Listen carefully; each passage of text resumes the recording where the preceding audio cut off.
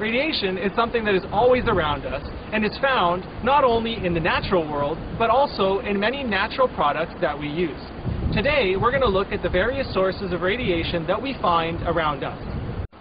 According to the International Commission on Radiation Protection, radiation comes from the following sources.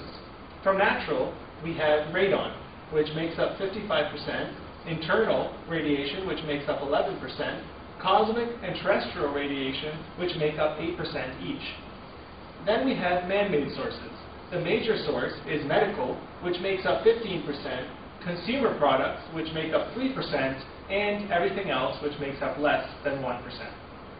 Radon is the largest contributor to the dose that we receive. It is a radioactive gas that escapes from the ground and into the air.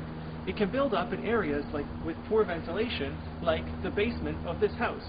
Or it can become concentrated on the ground due to precipitation like rain and snow. Internal radiation comes from natural radiation that we have in our bodies, mainly in the form of potassium-40 and carbon-14. Foods that have a higher potassium content, like bananas or Brazil nuts, would have more potassium-40 in them.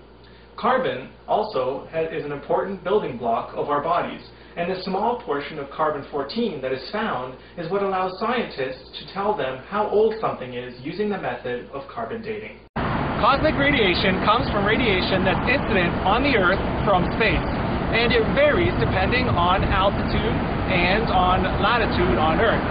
For example, an adult taking a 7-hour flight from Toronto to Paris would get as much dose as an individual getting a chest x-ray at a hospital. Terrestrial radiation comes from the soil, the rocks, the water, air, and vegetation. Radioisotopes like potassium and carbon-14 once again play a role due to their high concentration in the natural world.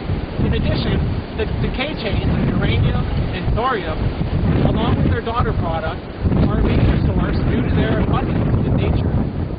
For example, the famous black beaches in Brazil have a high thorium content, which causes residents that live nearby to receive doses 2 to 3 times higher than those that live inland.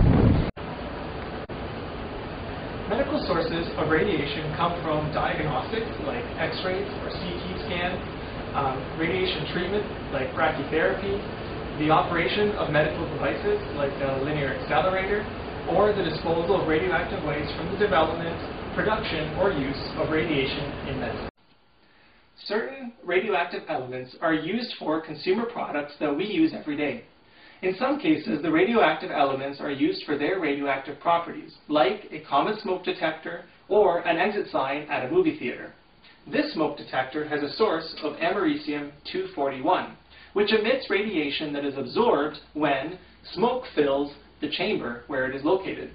The detector senses this and alarms, warning of danger.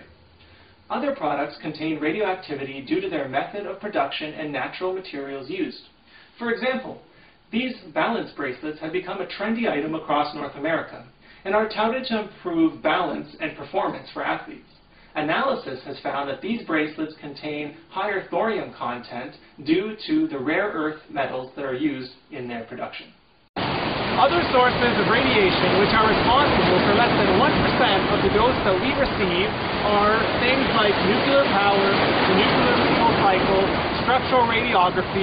Also, nuclear fallout continues to contribute to the worldwide dose due to above-ground testing which peaked in the 1960s.